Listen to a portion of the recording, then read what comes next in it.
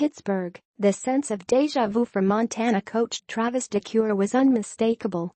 On the road against a Power 5 conference school, his team leading late. The Grizzlies have been here before. Many times actually. And when guard Michael Oguine's potential game-winning jumper at the end of regulation rolled out and Pittsburgh chased down the rebound to force overtime, DeCuire wondered if another shot at a signature victory was slipping away. "Yeah, it was here we go again," DeCuire said. "But the message was let's make it happen. Let's go find a way to win the game." And they did. Ahmaad Rorie scored 6 of his 17 points in the extra period. Oguine finished with a career-high 29, and the Grizzlies ended a 14-game losing streak to a Power 5 conference team with an 83-78 victory. "The guys grew up tonight," DeCuire said.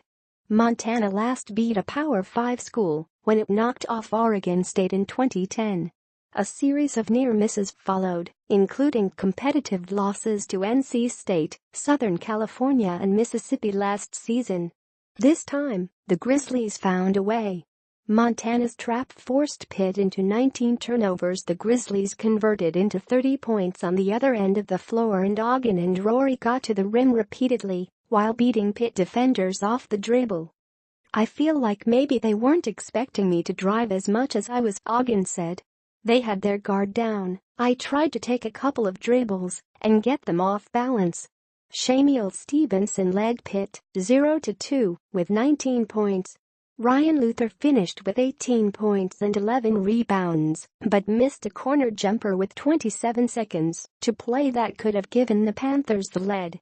Pitt coach Kevin Stallings guessed the Panthers have run that same inbounds play that sprung Luther free 3 times in practice. All 3 times Luther, one of just 2 returning players, knocked down the shot. This time it clanged off the rim. Rorie made 2 free throws to put Montana up 81-78, and after Pitt's Parker Stewart, one of the 11 new faces on a totally remodeled roster, missed a 3-pointer, the Grizzlies began celebrating. This wasn't a last-second stunner.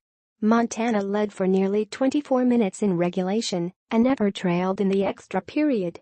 The smaller Grizzlies held their own in close, out-rebounding the Panthers 39-38 and outscoring them in the paint 42-40. "It's a good feeling, but there at the same time, that's not our goal," DeCuire said.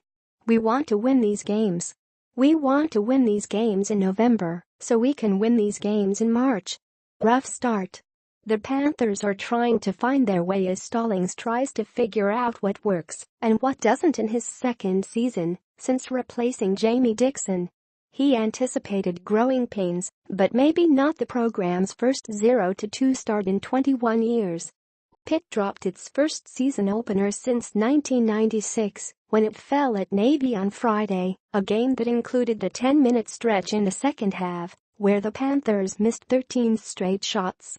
3 days later, in front of the smallest regular season crowd in the history of the Peterson Event Center, 3,102, the problem this time wasn't necessarily bad shooting but bad decisions. Pitt appeared to be ready to finally take control in the second half, building a small 60-57 lead with less than 7 minutes to go. 2 Montana steals led to 2 dunks, and all of a sudden the Grizzlies were right back in front and never faded. "It felt like we were fighting it all night," Stallings said. The Panthers actually started 0-3 in 1996-97, but finished 18-15, including a 10-8 mark in the Big East Conference. Getting to that level this season in the Atlantic Coast Conference will be daunting. "It's going to take patience," Stallings said. "I could have told you that last year. We have had to start over, so that's a little bit of what we are dealing with." Big picture.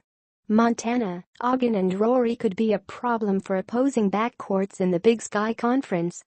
Pitt, there will be few easy nights for the Panthers, even when playing the weaker portion of its non-conference schedule. Up next, Montana, Grizzlies stay in Pennsylvania and head north to play Penn State on Wednesday. Pitt hosts UC Santa Barbara on Wednesday.